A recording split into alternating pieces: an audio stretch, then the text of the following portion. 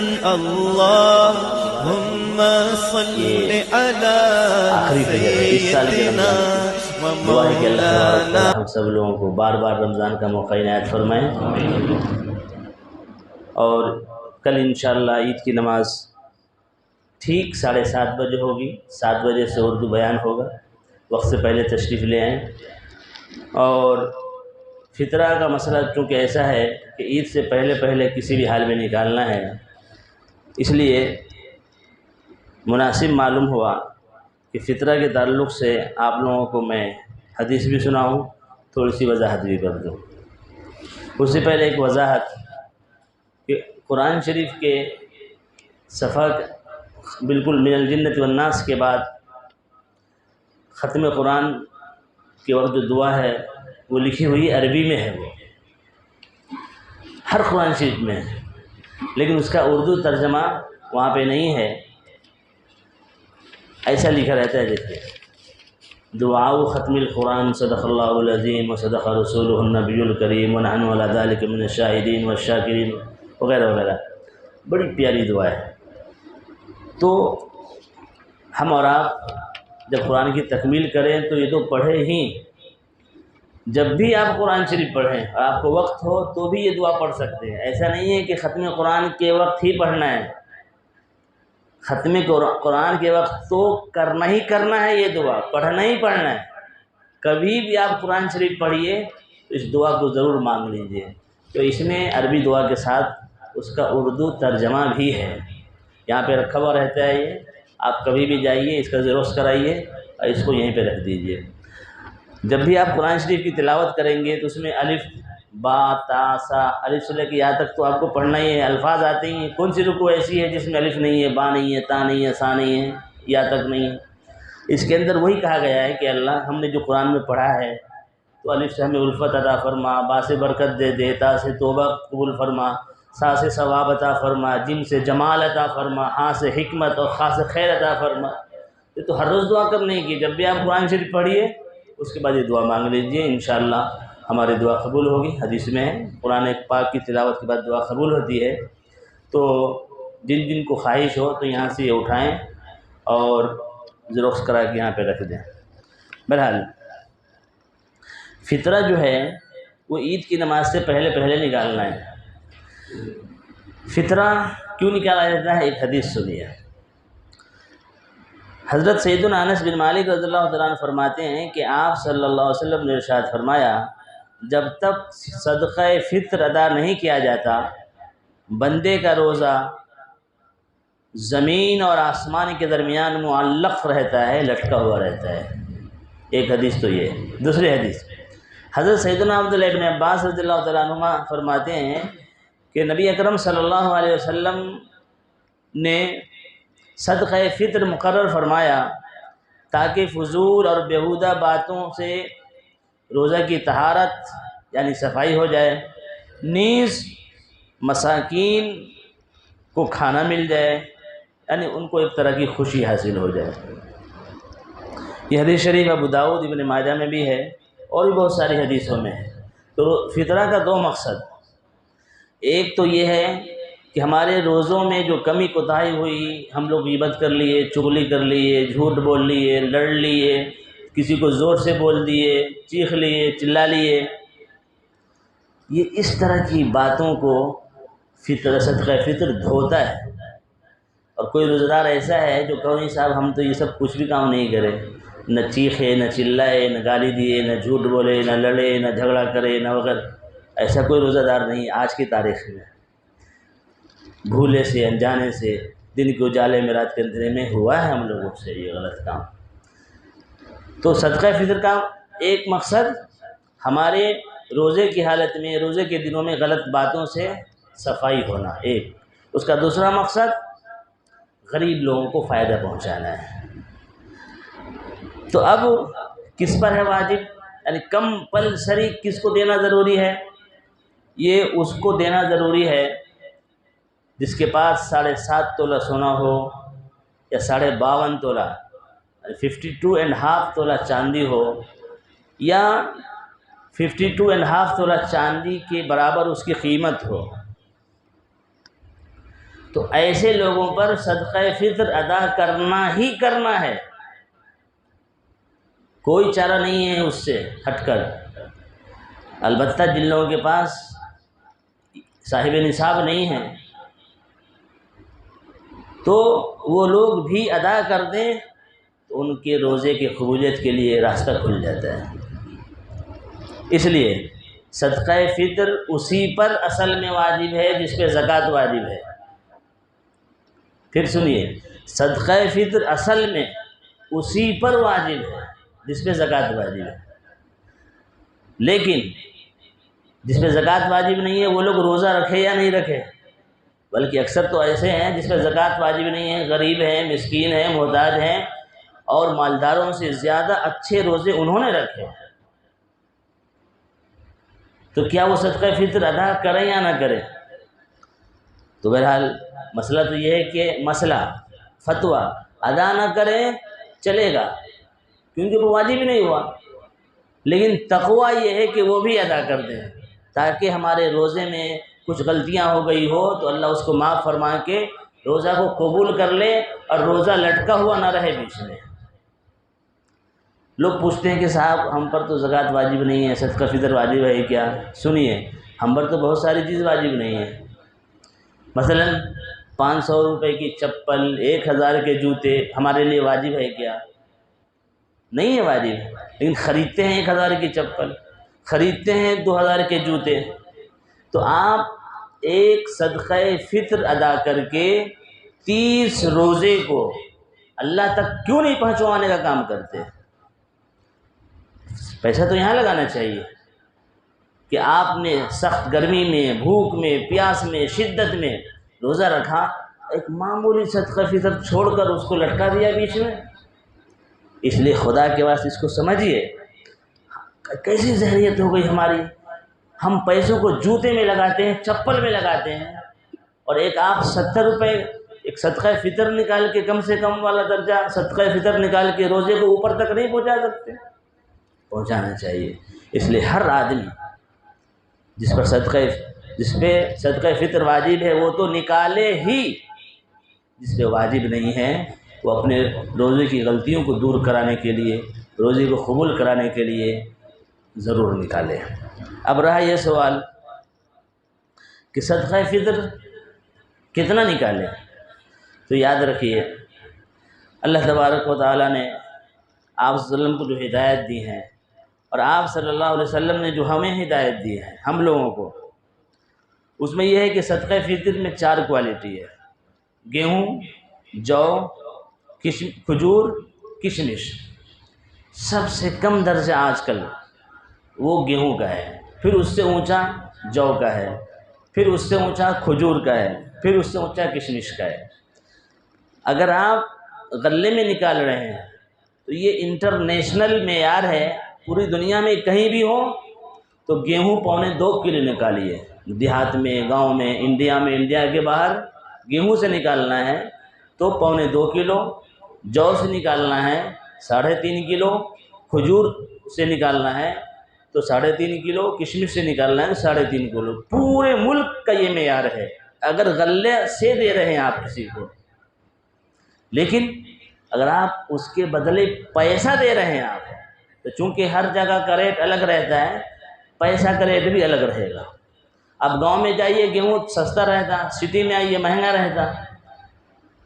لہذا حیدرآباد، ہمارے انڈیا کے حیدرآباد اور اس کے آس پاس کے لیے جو لوگ پیسے سے نکالنا چاہتے ہیں، اس کے لیے یہ ہے کہ گیہوں کے بدلے 70 روپے نکالنا ہے، اور جو سے اگر نکالنا ہے تو 350 روپے، گیہوں سے 70، جو سے 350، کھجور سے 420، کشمش سے 840۔ پھر ایک مرتبہ سنیے، گیہوں سے 70، جو سے 350، کھجور سے 420 اور کشمش سے 840 اگر پیسے سے نکال رہے ہیں تو۔ اب گاؤں میں ہے، آپ کے یہاں گاؤں میں سمجھیے گیہوں 20 روپے کلو ہے، مثلا 20 کلو ہے، 20 روپے کلو، تو آپ 40 روپے نکال دیجیے۔ اگر آپ ایسی جگہ ہیں جہاں گیہوں کی قیمت 100 روپے کلو ہے تو وہاں پر آپ کو 200 روپے نکالنا پڑے گا، 1.25 کلو احتیاطاً 2 کلو گیہوں کی قیمت۔ تو بہرحال یہ اسلام کا نظام ہے۔ اب آپ کو ہمیں فیصلہ کرنا ہے کہ آپ کی حیثیت گیہوں والی ہے، جو والی ہے، کھجور والی ہے یا کشمش والی ہے، ایمانداری سے فیصلہ کرنا ہے۔ لہذا اس کو ایمانداری کے ساتھ فیصلہ کر کے عید کی نماز سے پہلے مستحق تک پہنچا دیجیے۔ کس کو دیں گے؟ صدقہ فطر اسی کو دے سکتے ہیں جس کو زکوٰۃ دیں گے۔ صدقہ فطر اور زکوٰۃ غیر مسلم کو نہیں دے سکتے۔ ایک اور مسئلہ ہم لوگوں کے ذہن میں عام طور سے یہ ہے، آپ لوگ گھڑی کو مت دیکھیے کیونکہ ہو سکتا ہے یہ موقع پھر ملے نہ ملے، کہ صاحب ہمارے پاس 5 تولہ سونا ہے، زکوٰۃ ہوتی کیا؟ لوگ یہ سمجھتے ہیں کہ 7.5 تولہ سونا ہے تو ہی زکوٰۃ ہے۔ یاد رکھیے، کسی کے پاس چاندی نہ ہو یا 52.5 تولہ چاندی کی جو قیمت بنتی ہے آج 37,000 تو کسی کے پاس 37,000 کیش نہ ہو یا 52.5 تولہ چاندی نہ ہو اور صرف سونا ہے 7 تولہ، چاندی کی ایک بھی انگوٹھی نہیں ہے، تو اب اس 7 تولہ سونا پر زکوٰۃ نہیں ہے۔ کب ہوگا؟ جب 7.5 تولہ ہو جائے۔ چاندی، کسی کے پاس 50 تولہ چاندی ہے اور سونا کا ایک انگوٹھا، ایک آئٹم نہیں ہے، ایک بھی آئٹم اس کے پاس، تو اب چاندی پر زکوٰۃ نہیں ہے، 50 تولے پہ 52.5 تولہ ہونا ہے۔ لیکن اگر اچھا یہ سمجھیے 52.5 تولہ چاندی کی قیمت آج 37,000 ہے، اس کے آس پاس مثلا کسی کے پاس نہ سونا ہے نہ چاندی ہے، لیکن 37,000 ایک سال سے ہے، بینک میں ہے۔ بہت سے لوگوں کے بچے ہیں، اسٹوڈنٹ ہیں، ان کے کھاتے میں ہے اسکالرشپ کی جو رقم آئی ہوئی ہے، یا ماں نے، باپ نے، ماموں نے عیدی دیا تھا، سب کو جمع کر رکھا ہے، تو اس پر بھی ہے۔ جس کے پاس 37,000 ہے کیش، چاہے بینک میں ہو، عیدی کے نام پہ ہو، دوسرے کے فاطمہ، اس پر بھی ہے زکوٰۃ، ہر 1000 میں 25۔ تو ایک نصاب ہے صرف 7.5 تولہ سونا کا، ایک نصاب ہے صرف 52.5 تولہ چاندی کا، ایک نصاب ہے صرف کیش کا 37,000 روپیز کا۔ لیکن اگر 2 تولہ سونا ہے، 10 تولہ چاندی ہے، تھوڑا سونا تھوڑا چاندی ہے، سونا نصاب کے برابر نہیں ہے، چاندی نصاب کے برابر نہیں ہے، تھوڑا سونا تھوڑا چاندی۔ اب لوگ یہاں پر سمجھتے بھائی زکوٰۃ نہیں ہے کیونکہ 7.5 تولہ سونا 52.5 تولہ چاندی ہو تو اپنے پاس ہے ہی نہیں۔ یاد رکھیے، غلط فہمی ہے، اگر تھوڑا سونا تھوڑا چاندی ہے تو اب زکوٰۃ ہے، اگر نہیں دے تو ہم گنہگار ہیں۔ کیوں زکوٰۃ ہے؟ کیونکہ جب سونا چاندی کو ہم ملاتے ہیں تو 37,000 سے پار ہو جاتی ہے اس کی قیمت۔ مثلا ایک بچی ہے، اس کے پاس 2 تولہ سونا کا زیور ہے اور چاندی کا ایک انگوٹھی ہے یا مثلا پائل ہے، اور ہر بچی کے پاس، ہر عورت کے پاس تقریباً تھوڑا سونا تھوڑا چاندی، 1 تولہ سونا، ایک کچھ نہ کچھ رہتا، تو اب دونوں کے ریٹ کو ملائیں گے۔ 2 تولہ سونا ہے اور ایک پائل ہے 20-25 تولہ مثلا، تو دونوں کا ریٹ کتنا ہو گیا؟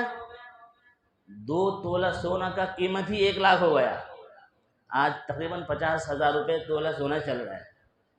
تو اگر کسی بچی کے پاس 2 تولہ سونا ہے تو اس کی قیمت 1 لاکھ روپیہ، اور چاندی کا ایک 5-6 ہزار ملا لیجیے، تو یہ تو 1,05,000 روپیہ ہو گیا۔ اس پہ زکوٰۃ ہر حال میں نکالنا ہے، ورنہ جس کے پاس ہے وہ بھی گنہگار، جو اس کو ترغیب نہیں دے رہا وہ بھی گنہگار۔ بلکہ اگر کسی کے پاس آج کی تاریخ میں 1 تولہ سونا زیور ہے اور چاندی کی ایک بھی انگوٹھی یا ایک پائل ہے، اس پر بھی زکوٰۃ ہوگی۔ کیوں؟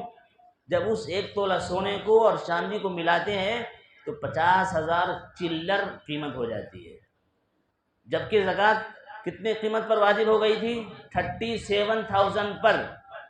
تو اب بتائیے، انصاف کیجئے، ہمارے گھروں میں ہماری بہنیں، ہماری بیٹیاں، ہماری بچیاں، ہماری مائیں، ہماری ساس، سب کے پاس 1-2 تولہ سونا تو کیسے بھی رہتا ہی رہتا، اور چاندی کا 1-2 آئٹم تو رہتا ہی رہتا۔ یعنی 37,000 سے جس کے پاس زیادہ کا زیور ہو، موٹی مثال میں سمجھا رہا ہوں، 37,000 سے زیادہ جس کے پاس سونا اور چاندی کا زیور ہو، اس پر زکوٰۃ ہے، زکوٰۃ ہے۔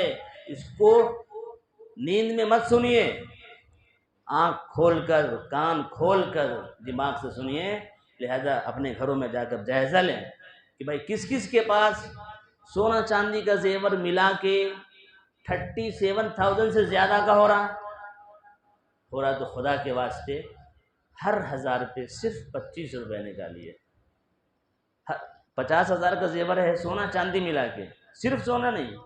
اگر کسی کے پاس ایک 4 لاکھ کا بھی زیور ہے، اگر صرف سونا ہے، 4 لاکھ کا زیور کا مطلب کیا ہوا؟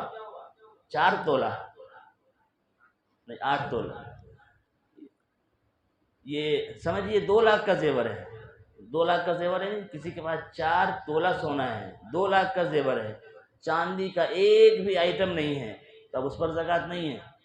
لیکن کسی کے پاس 1 تولہ سونا ہے اور پائل بھی ہے چاندی کا، تو یہ میں سمجھتا ہوں 1 تولہ سونا 50,000 کا، تو کچھ 50,000 سے زیادہ کا اس کے پاس ہوا، مگر اس پر ہے۔ تو مسئلہ ہم لوگ صحیح سے سمجھے نہیں، یہ باریک مسئلہ ہے، اس لیے موٹے سے انداز میں یہ سمجھیے کہ جس کے پاس سونا اور چاندی 37,000 سے زیادہ کا زیور ہے، اس پر زکوٰۃ ہے۔ یہ نہیں سمجھ صاحب 7.5 تولہ سونا تو نہیں ہے ہمارے پاس، اور 52.5 تولہ چاندی نہیں ہے، ایسا مت سمجھیے۔ کل قیامت کے دن یہی سونا یہی چاندی ہمارے گلے کی ہڈی بن جائیں گے، اژدہا سانپ بنے گا اور ایسا ڈنک مارے گا، انا مالک انا کنزک۔ یہ مسئلہ کلیئر ہو گیا میں سمجھتا ہوں۔ پھر بھی سمجھ میں نہیں آئے تو آپ بعد میں مجھ سے پرسنل سمجھ سکتے ہیں۔ کل انشاءاللہ عید الفطر ہے 100% انشاءاللہ، تو عید کے دن آنے سے پہلے کیا کیا گائیڈ لائنز ہیں آپ صلی اللہ علیہ وسلم کی طرف سے، حکومت کی طرف سے نہیں، وہ یعنی سنت کیا کیا ہے، وہ 1-2-4 منٹ میں آپ کو سمجھا دیتا ہوں۔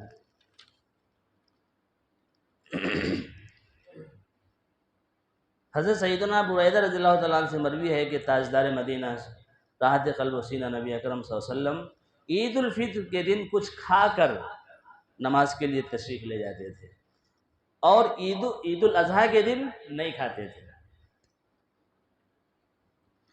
اور بخاری شریف میں ہے کہ آپ صلی اللہ علیہ وسلم عید الفطر کے دن اس وقت تک تشریف نہ لے جاتے جب تک کہ چند کھجوریں نہ تناول فرما لیتے اور وہ طاق ہوتی ہے، یعنی عید کی نماز پڑھنے آنے سے پہلے کھجوریں کھا لینا ہے ہم لوگوں کو، وہ بھی طاق عدد میں، 1 3 5 7 طاق عدد کی بڑی خوبی ہے، اس لیے شب قدر کو اللہ نے طاق راتوں میں ہی رکھا ہے۔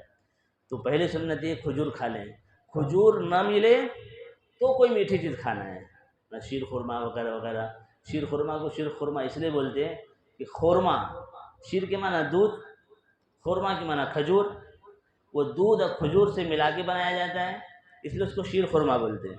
اس لیے پہلے آپ کھجور کھائیے، یا جو افطاری میں کرتے ہیں وہ کھجور یا سوکھا کھجور، وہ نہ ملے تب یہ آئٹم ہے دوسری کوئی بھی میٹھی چیز کھانا ہے۔ اس کے بعد اس دن جو ہے حجامت بنوانا ہے، ناخن ترشوانا ہے، غسل کرنا ہے، مسواک کرنا ہے، اچھے کپڑے پہننا ہے، نئے ہو تو نئے ورنہ دھلے ہوئے کپڑے۔ نیا کپڑا پہننا نہیں ہے، اچھے کپڑے پہننا ہے۔ ہمارے پرانے کپڑوں میں جو کپڑے ہوں وہ صاف ستھرے، جو اچھا ہو وہ پہننا ہے۔ دیکھیں اسلام نے ہم پر لازم نہیں کہا ہے نیا کپڑا ہی پہن کر آنا ہے، ایسا نہیں، آپ کو جو اچھا میسر وہ پہنیے۔ اس کے بعد خوشبو لگانا ہے۔ اس کے بعد عید الفطر کی نماز سے پہلے چند کھجوریں کھا لینا ہے، 3 5 7 وغیرہ۔ عیدگاہ یعنی نماز کے لیے، عید کی نماز کے لیے پیدل جانا ہے، اور جو لوگ پیدل نہیں جا سکتے، بوڑھے ہیں، ضعیف ہیں، اس میں درد ہے، تو وہ سواری پر بھی جا سکتے ہیں، اس کے لیے پھر وہی سنت ہے۔ یہ نہیں سمجھنا ہے مولوی صاحب بولے اس کے لیے پیدل جانا سنت ہے، چلنے نہیں آ رہا اور تکلیف میں ڈالے۔ اسلام تکلیف کے لیے نہیں ہے۔ جیسے مثلا کوئی کھڑے ہو کے نماز نہیں پڑھ سکتا ہے تو بیٹھ کے پڑھو۔ بہرحال نماز عید کے لیے ایک راستے سے آنا ہے، دوسرے راستے سے جانا ہے۔ یہ کیوں ہے؟ تاکہ ہر گلی کے لوگوں کو معلوم ہو کہ اسلام کتنا صاف، شفاف، پاک، صاف، خوشبودار، وائٹ والے ہیں، اس کا ایک اثر ہوتا ہے۔ اس لیے کہا جاتا ہے وائٹ کپڑا پہننا چاہیے، اس کا اثر پڑتا ہے۔ ایسا نہیں ہے، یہ نہ سمجھے کہ ہمارے کپڑے وپڑے کا کیا ہوتا ہے، اثر پڑتا ہے۔ ایک پولیس سول ڈریس میں آئے تو کوئی بچہ نہیں ڈرتا۔ پولیس والے اگر سول ڈریس میں آئے گلی میں، ارے صاحب فلاں آدمی کا، ارے جاؤ جی ہم کھیل رہے، کیا دماغ خراب کر رہے بولتا۔ لیکن وہی پولیس والے اگر اپنے یونیفارم میں آ جائے، اپنے کپڑے میں آ جائیں، تو اچھوں کی حالت خراب ہو جاتی ہے۔ بچے کیا بڑے بھی، مطلب ارے کیا بات ہے پولیس آئی، تو کپڑے کا اثر پڑتا ہے۔ یہ مت سمجھیے کپڑے کا اثر نہیں پڑتا ہے۔ اس لیے ایک راستے سے آنا ہے، دوسرے راستے سے جانا ہے۔ ہو سکے تو وائٹ پہنیے، نہیں تو پھر جو بھی میسر ہو۔ اس کے بعد عید کی نماز سے پہلے صدقہ فطر ادا کرنا ہے، پھر خوشی کا اظہار کرنا ہے، کثرت سے صدقہ کرنا ہے، اور عید کی نماز کے لیے اطمینان کے ساتھ، وقار کے ساتھ، نیچی نگاہ کے ساتھ جانا ہے۔ ادھر جھانکی مار رہے، ادھر جھانکی مار رہے، غلط ہے۔ جو ایک باوقار آدمی، باروب آدمی کیسے جاتا ہے، اس طرح سے ہمیں آنا ہے انشاءاللہ۔ پھر اس کے بعد کثرت کے ساتھ وہ جو تکبیر تشریق ہے، اللہ اکبر اللہ اکبر، لا الہ الا اللہ واللہ اکبر اللہ اکبر للہ الحمد، پڑھتے ہوئے جانا ہے۔ اور ہو سکے تو ہم اور آپ اس دن اپنے مرحومین کو بھی یاد کرنے کے لیے ان کے گھر جائیے۔ ہم لوگ اپنے زندوں کے گھر جاتے ہیں ملنے کے لیے، السلام علیکم نانا، السلام علیکم نانی۔ ہمیں قبرستان بھی جانا چاہیے، انہیں بڑی خوشی ہوتی ہے۔ جیسے ہم زندہ لوگوں کے گھر جاتے ہیں، کتنی خوشی ہوتی ہے، نہیں گئے تو کیا جی تم عید کے دن نہیں آئے ملنے کے لیے بولتے ہیں، لیکن ایسے ہی سمجھیے۔ اس لیے اصل تو قبرستان ہمیشہ جانا چاہیے۔ آپ صلی اللہ علیہ وسلم نے ارشاد فرمایا قبرستان جایا کرو، آخرت کی یاد دلاتا ہے۔ لیکن ہم جانا ہی چھوڑ دیے ہیں، تو کم سے کم عید، بقرعید، اور کبھی بھی آپ کا دل لگے تو وہاں جائیے۔ دعا ہے کہ اللہ تبارک و تعالی ہمیں ان کہی ہوئی باتوں پہ عمل کرنے کی توفیق عطا فرمائیں۔ اس عید کو تمام عالم کے لیے خیر کا، برکت کا، رحمت کا، سلامتی کا ذریعہ بنائیں، آمین۔